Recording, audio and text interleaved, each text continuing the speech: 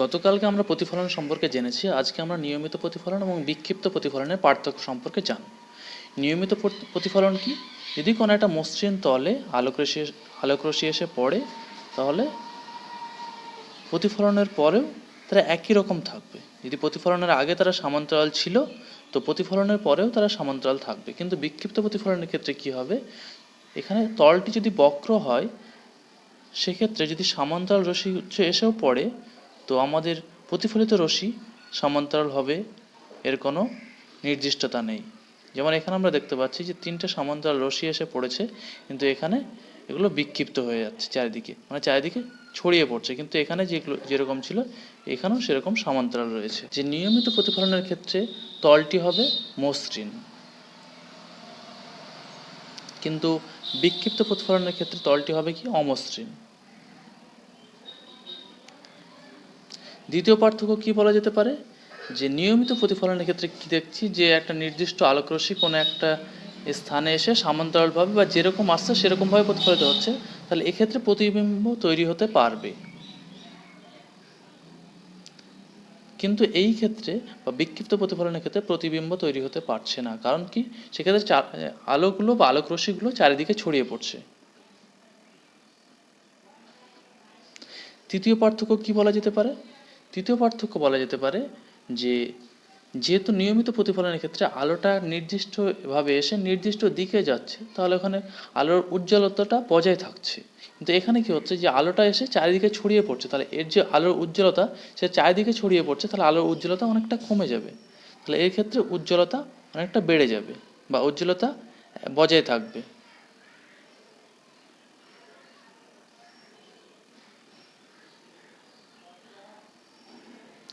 কিন্তু বিক্ষিপ্ত প্রতিফলনের ক্ষেত্রে কি হচ্ছে? উজ্জ্বলতা কমে যাবে। আর পার্থক্য কি বলা যেতে পারে? যে প্রথমে শুরুতে থেকে আমরা যেটা বলছি, যে নিয়মিত প্রতিফলনের ক্ষেত্রে আলোক রশ্মিগুচ্ছ যেভাবে আপতিত হবে, প্রতিফলিত রশ্মিগুচ্ছ সে একই রকমভাবে অর্থাৎ অনুরূপভাবে যাবে। কিন্তু বিক্ষিপ্ত প্রতিফলনের ক্ষেত্রে আমরা কি দেখছি, যে আলোক রশ্মি সমান্তরালভাবে আসলেও প্রতিফলিত রশ্মিগুলো সমান্তরালভাবে যেতে পারবে না। কারণ কি? বিভিন্ন জায়গায় যখন পড়বে তখন বিভিন্ন ক্ষেত্রে তাদের প্রতিফলন অ্যাঙ্গেলগুলো চেঞ্জ হয়ে যাবে। বা এই ক্ষেত্রে যদি এটা 30 ডিগ্রি হয়, এটাও 30 ডিগ্রি হবে। কিন্তু এটা যদি এক্ষেত্রে এটা যেহেতু তলটা চেঞ্জ হয়ে যাচ্ছে, বক্র হয়ে যাচ্ছে, যদি এটা 60 ডিগ্রি হয় তখন এটা 60 ডিগ্রি হবে। তাহলে এখানে কি, এই যে প্রতিফলিত রশ্মিটি তার অ্যাঙ্গেল 30 ডিগ্রি, কিন্তু এই প্রতিফলিত রশ্মির অ্যাঙ্গেল যদি 60 ডিগ্রি হয়, তাহলে দুটো আলাদা আলাদা হয়ে যাচ্ছে। তাহলে এই ক্ষেত্রে আলোর রশ্মিগুলো অনুরূপ হবে না।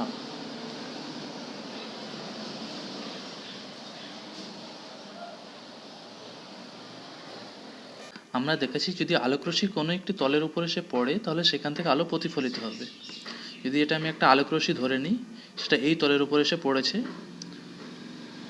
এবং সেখান থেকে প্রতিফলিত হয়েছে, তাহলে সেক্ষেত্রে আমরা কি জানি, যে আপতন কোণ যদি আই হয়, প্রতিফলন কোণ আর হবে। এবং প্রতিফলনের সূত্র থেকে আমরা জানি যে আপাতন কোণ এবং প্রতিফলন কোণের মান সমান হয়। এখন যদি ধরে নিই এই প্রতিফলক তলটি না থাকতো, তবে আলোকরশ্মি সোজা এইভাবে বেরিয়ে যেত বা পাস করে যেত এই তলের মধ্য দিয়ে। কিন্তু প্রতিফলক তলটি থাকার কারণে আলোকরশ্মি এখান থেকে ধাক্কা খেয়ে এইভাবে প্রতিফলিত হয়ে চলে যাচ্ছে এদিকে। তাহলে আলোকরশ্মি এই পথে যাওয়ার কথা ছিল, কিন্তু যাচ্ছে কোন পথে? এই পথে। তা আলোকরশ্মির পথের পরিবর্তন কতটুকু হয়েছে? এই অংশটুকু হয়েছে আলোকরশ্মির পথের পরিবর্তন। তাহলে এই যে পথের পরিবর্তন হয়েছে, সেই পরিবর্তনকে আমরা বলবো চ্যুতি। যে আলোকরশ্মিটা এত পরিমাণের চ্যুতি হয়ে গেছে বা এত পরিমাণ বেঁকে গেছে, তা সেই মানটা কত হবে? এখন আমরা যদি দেখি যে কোনো একটি সরল রেখা কি 180 ডিগ্রি কোণ করতে পারে, এই টোটাল কোণ কত হবে? 180 ডিগ্রি, এই পুরোটা। তাহলে এক্ষেত্রেও কি একটি সরলরেখা, তাহলে এই পুরোটা কি 180 ডিগ্রি কোণ করবে, তাই না? যদি আমি এটা নাম দিয়ে দিই এ বি, এখন যদি আমরা চ্যুতিকোণের মান বার করি, তো চ্যুতিকোণের মান কি হবে? বিডিসি। এই কোণটি হবে আমার চ্যুতিকোণের মান। তাহলে এই কোণের মানটা আমাকে বার করতে হবে। যেহেতু পুরো কোণটা হবে 180 ডিগ্রি, তাহলে 180 ডিগ্রি থেকে যদি আমি এই অংশটুকু বাদ দিই, তাহলে আমি এই চ্যুতিকোণের মানটা পেয়ে যাব। তাহলে 180 ডিগ্রি থেকে আমি প্রতিফলন কোণ এবং আপতন কোণ, প্রতিফলন কোণ কি? ইবিডি, তাহলে এই কোণটা, এবং আপতন কোণ কি? এবিই, এ বি ই, এই কোণটা যদি আমি বাদ দিয়ে দিই, এই দুটো কোণের সমষ্টি যদি বাদ দিয়ে দিই, তাহলে আমি পেয়ে যাবো চ্যুতিকোণ। তাহলে আমি ক্যালকুলেশন করে কি পাচ্ছি, এখান থেকে 180 ডিগ্রি, এটা প্রতিফলন কোণের মান কত আর, আপতন কোণের মান কত আই। তাহলে আমি 180 ডিগ্রি থেকে আপতন কোণ এবং প্রতিফলন কোণকে বাদ দিলে আমি চ্যুতির পরিমাণ পেয়ে যাচ্ছি। কিন্তু প্রতিফলনের সূত্র থেকে আমরা কি জেনেছি যে আই এবং আর সমান হয়, কারণ আপতন কোণ এবং প্রতিফলন কোণ সমান হয়। তো সেক্ষেত্রে আমি কি করতে পারি, 180 ডিগ্রি মাইনাস প্রতিফলন কোণের মানও আমি আই ধরে নিতে পারি, কারণ কি তারা সমান হবে। তাহলে আমি এটা কি লিখতে পারি, 180 ডিগ্রি মাইনাস 2i। তো 180 ডিগ্রি মাইনাস 2i হবে আমার চ্যুতিকোণের মান। এটাকে আমরা সাধারণত ডেল্টা চিহ্ন দিয়ে লিখে থাকি, অর্থাৎ এই কোণটিকে আমরা বলবো ডেল্টা। তাহলে এটা হচ্ছে আমার চ্যুতিকোণের মান। এখন আমরা কিছু প্রতিফলন সম্পর্কিত ঘটনা নিয়ে আলোচনা করব। প্রতিফলনের ক্ষেত্রে কি কি হয় আমরা দেখেছি, যে কোনো একটা বস্তুর উপর আলোকরশ্মি পড়লে সেখান থেকে আলো ধাক্কা খেয়ে আবার প্রথম মাধ্যমে, অর্থাৎ যে মাধ্যম থেকে আলোটি এসেছে সেই মাধ্যমে ফিরে যায়। এখন আমরা অনেকেই দেখেছি যে ক্যামেরার লেন্স যে হয়, ক্যামেরার লেন্সের চারিদিকটা কি কালো রং দিয়ে মোড়ানো থাকে, তাই না? এবার কালো রং আমরা কেন দেখতে পাই, কালো রং দেখার কারণ হচ্ছে যদি কোনো একটা বস্তু কালো হয় তাহলে তার অর্থ হচ্ছে যে সে সমস্ত আলোকে শোষণ করে নিয়েছে। এখানে যত আলো এসেছে সেই আলোগুলোকে শোষণ করে নিয়েছে এবং সেই আলোগুলো ব্যাক আসেনি বা প্রতিফলিত হয়ে ফিরে আসেনি, তাই আমরা বস্তুটিকে কালো দেখতে পাচ্ছি। কোনো একটা বস্তু কালো দেখার পিছনে কারণ হচ্ছে এটাই যে বস্তুটি সমস্ত রকম আলোকে শোষণ করে নিয়েছে এবং সেখান থেকে কোনো আলো প্রতিফলিত হয়ে আমাদের চোখে আসছে না, তাই আমরা সেই বস্তুটিকে কালো দেখছি। তেমনই যখন কোনো একটা ক্যামেরার লেন্স দেখি, ক্যামেরার লেন্সের চারিদিকটি কালো রঙে মোড়া থাকে বা লেন্সের চারিদিকটা কালো হয়, তার কারণ হচ্ছে লেন্সে যে আলোটা পড়বে সেই আলোর প্রতিবিম্ব থেকেই ছবি বা ফটো তৈরি হবে, কিন্তু অতিরিক্ত যে আলো চারিদিক থেকে আসবে সেই আলোকে রোধ করার জন্য চারিদিকটি কালো করা হয়। তো চারিদিকটি কালো হলে কি হবে, যে অতিরিক্ত আলো যে পাশ থেকে আসবে সেই আলোগুলো শোষণ করে নেবে, ফলে ছবিটি আমার ক্রিস্টাল ক্লিয়ার হবে, ফলে ছবিটি বুঝতে আমার সুবিধা হবে। এটা একটা উদাহরণ বলা যেতে পারে। আর কি দেখবে, সিনেমার পর্দা কীরকম হয়, সাদা রঙের হয়। সাদা রঙের হওয়ার কারণে কি, সাদা রঙ কি সমস্ত আলোকে প্রতিফলিত করতে পারে, তাই সিনেমার পর্দা সাদা হয়। এবার দেখতে হবে যে প্রতিফলনটা হচ্ছে সিনেমার উপরে, সেই প্রতিফলনটা কি নিয়মিত প্রতিফলন হচ্ছে না অনিয়মিত প্রতিফলন হচ্ছে বা বিক্ষিপ্ত প্রতিফলন হচ্ছে। তাহলে আমাদের এখানে ব্যাপারটা জানতে হবে, যদি নিয়মিত প্রতিফলন হয় তো নিয়মিত প্রতিফলন শুধুমাত্র যে অঞ্চলে আলোকরশ্মিটা পড়বে সেই অঞ্চল থেকে একটা আলোকরশ্মি যেভাবে এসে পড়বে সেইভাবেই চারিদিকে ছড়িয়ে পড়বে না, শুধু সেইভাবেই ওটা আলোকরশ্মি প্রতিফলিত হয়ে আসবে।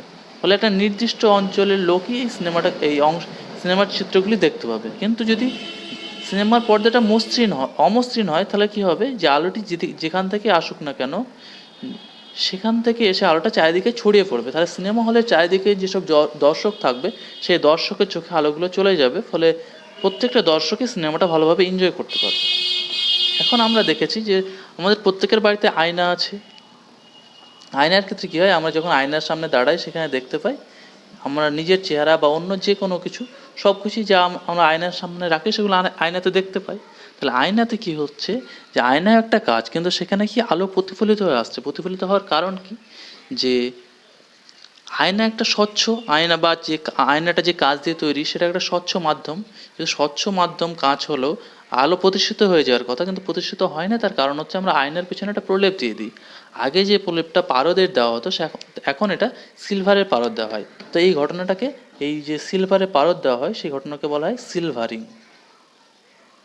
এই সিলভারের প্রলেপ দেওয়ার কারণে আমরা আমাদের ছবি আয়নায় প্রতিফলিত হয়ে আমরা দেখতে পাই। তাহলে প্রতিফলনের সাহায্যে প্রতিবিম্ব তৈরি হয় সেটা আমরা জানতে পারছি, কিন্তু প্রতিবিম্ব আসলে কি? প্রতিবিম্ব হচ্ছে যদি কোনো একটা বিন্দু থেকে আলোকরশ্মি এসে অন্য কোনো একটা বিন্দুতে মিলিত হয় বা অন্য কোনো বিন্দু থেকে অপসৃত হচ্ছে বলে মনে হয়, তো সেই বিন্দুকে আমরা বলবো, যে দ্বিতীয় বিন্দুতে মিলিত হচ্ছে বা যে দ্বিতীয় বিন্দু থেকে অপসৃত হচ্ছে বলে মনে হচ্ছে সেই দ্বিতীয় বিন্দুটাকে আমরা বলবো প্রতিবিম্ব। সেটা কীরকম হতে পারে, যেমন এটা একটা বিন্দু, আমি যদি এর সামনে একটা লেন্স রেখে দিই তো কী হবে, এই বিন্দু থেকে আলোকরশ্মি বিভিন্ন চারিদিকে ছড়িয়ে পড়বে, কিন্তু কিছু আলোকরশ্মি কি যারা লেন্সের দিকে যাবে তারা লেন্স পার হয়ে বিপরীত দিকে একটা বিন্দুতে মিলিত হবে। কারণ কি, এই লেন্সের ধর্ম হচ্ছে যে একটা বিন্দুকে অভিসারী করা, অর্থাৎ একটা নির্দিষ্ট কেন্দ্রের দিকে সরিয়ে দেওয়া। তাহলে এই বিন্দু কি, এই বিন্দু থেকে আলো নিঃসৃত হচ্ছে বা নির্গত হচ্ছে আলোকরশ্মি, এবং সেটাকে এই লেন্সের সাহায্যে অন্য একটা দ্বিতীয় বিন্দু থেকে মিলিত হচ্ছে। তাহলে এই দ্বিতীয় বিন্দুটাকে বলবো আমরা এই প্রথম বিন্দুর প্রতিবিম্ব। তাহলে এটাকে আমরা কি বলছি? প্রথম বিন্দুর প্রতিবিম্ব। এবং তাহলে এই প্রথম বস্তুটাকে আমরা কি বলছি? যে কোনো একটা বস্তু এবং সেই বস্তুর প্রতিবিম্ব হচ্ছে এটা। এটা আমরা গেলাম কি, যে কোনো একটা বিন্দু থেকে আলোকরশ্মি নির্গত হওয়ার পরে অন্য কোনো একটা বিন্দুতে মিলিত হয়। আমরা আরও একটা কথা বলেছি যে বিন্দুটি থেকে আলোকরশ্মি নির্গত হওয়ার পরে অন্য কোনো একটা বিন্দু থেকে অপসৃত হচ্ছে বলে মনে হতে পারে। তো সেটা কীরকম হবে? যদি আমি এখানে কোনো একটা আয়না ধরে নিই, তো সেটা আমি এখানে একটা বস্তু রাখলে সে কী হবে? আলোকরশ্মি চারিদিকে ছড়িয়ে পড়বে। আমি দুটো আলোকরশ্মি ধরে নিচ্ছি, এটা একটা আলোকরশ্মি এবং এদিকে একটা আলোকরশ্মি আসছে। আমি এই দুটো আলোকরশ্মি ধরছি, বাকিগুলো ধরছি না। তাহলে কি হবে? যে এখান থেকে আলোকরশ্মি আসার পরে এটা কি এদিকে প্রতিফলিত হবে, এবং যদি কোনো একটা চোখ থাকে বা কোনো একজন এখান থেকে তাকিয়ে দেখে, তার কি মনে হবে যে এই আলোকরশ্মিটা এই সোজা এদিক থেকে আসছে। কারণ আমাদের চোখ যে আলোকরশ্মিটা দেখবে সেটা সোজা দেখবে, আমাদের চোখ এদিক থেকে এদিকে ঘুরে দেখবে না। আমাদের চোখ মনে করবে যে এই প্রতিফলিত আলোকরশ্মিটা এদিক থেকে আসছে। কারণ যে প্রতিফলিত হচ্ছে আমাদের চোখ ভাববে যে এই জায়গাটায় উৎস, অর্থাৎ আমাদের চোখ মনে করবে কি, যে আলোকরশ্মি এই দিক থেকে প্রতিফলিত হয়ে আসছে। তাহলে কি আমার এই আলোকরশ্মিটা এখান থেকে অপসৃত হচ্ছে বলে মনে হচ্ছে, কিন্তু বাস্তবে তা নয়। বাস্তবিক আলোকরশ্মি এখান থেকে এসে প্রতিফলিত হয়ে আমাদের চোখে পড়ছে, কিন্তু আমাদের চোখ মনে করছে কি, যে আলোকরশ্মিটা এখান থেকে অপসৃত হয়ে আসছে। তাহলে কি এই যে দ্বিতীয় বস্তুটা তৈরি হলো, তাহলে এটা একটা প্রতিবিম্ব। তাহলে এটা কি বস্তুটা আলোকরশ্মি অপসৃত হওয়ার পরে এটা প্রতিবিম্ব হচ্ছে। তাহলে এটা এরকমও একটা প্রতিবিম্ব তৈরি হতে পারে। তাহলে এটা আমার বস্তু ছিল, এই বিন্দু বস্তুটা, এবং সেখান থেকে একটা প্রতিবিম্ব তৈরি হলো। কিন্তু এক্ষেত্রে কি আলোকরশ্মি অপসৃত হচ্ছে বলে মনে হচ্ছে। কারণ কি, এখানে যেমন আলোকরশ্মি ডিরেক্ট গিয়ে মিলে যাচ্ছিল কোনো একটা বিন্দুতে, এখানে সেরকম মিলছে না। এখানে কি হচ্ছে, যে আলোকরশ্মি এখান থেকে প্রতিফলিত হয়ে আসছে, কিন্তু আমাদের চোখ মনে করছে আমাদের আলোকরশ্মিটা এই বিন্দু থেকে প্রতিফলিত হচ্ছে। তার কারণ কি, আমাদের চোখ যে কোনো আলোকরশ্মিকে সোজাভাবে দেখবে, আমাদের চোখ বাঁকা পথে দেখবে না। এবার তাহলে আমাদের দুই রকমভাবে প্রতিবিম্ব তৈরি হচ্ছে। এর উপর ভিত্তি করে আমরা প্রতিবিম্বকে দুই ভাগে ভাগ করতে পারি। এই রকম যে প্রতিবিম্ব, যে ক্ষেত্রে আলোকরশ্মি একটা বিন্দু থেকে মিলিত হচ্ছে, সেই রকম প্রতিবিম্বকে আমরা বলবো সৎ প্রতিবিম্ব বা সৎ প্রতিবিম্ব। সৎ প্রতিবিম্ব বলা যেতে পারে বা সৎ প্রতিবিম্ব বলা যেতে পারে। এবং যে ক্ষেত্রে প্রতিবিম্ব অন্য বস্তু থেকে আলো অপসৃত হচ্ছে বলে মনে হবে, সেই ধরনের প্রতিবিম্বকে আমরা বলবো অসৎ প্রতিবিম্ব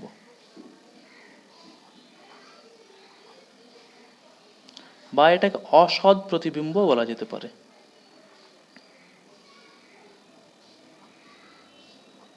যদি এটাকে আমরা ইংরেজিতে বলতে চাই, তো এরকম প্রতিবিম্বকে আমরা বলবো রিয়েল ইমেজ, এবং এরকম প্রতিবিম্বকে আমরা বলবো ভার্চুয়াল ইমেজ।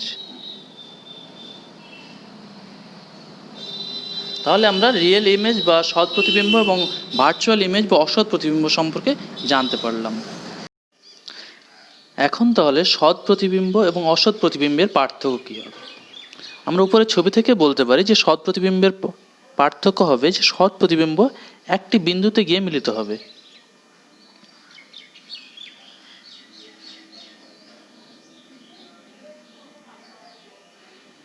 কিন্তু আমরা দেখলাম যে অসৎ প্রতিবিম্ব একটা বিন্দু থেকে মিলিত হচ্ছে না, অর্থাৎ এটি বিন্দুতে মিলিত হবে না, অপসৃত হচ্ছে বলে মনে হবে।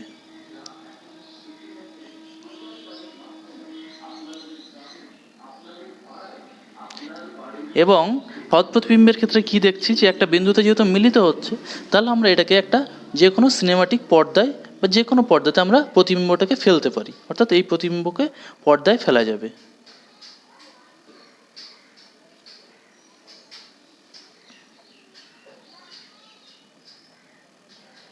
কিন্তু অসৎ প্রতিবিম্ব যেহেতু অপসৃত হচ্ছে, তাই এটাকে কোনো পর্দায় ফেলা যাবে না।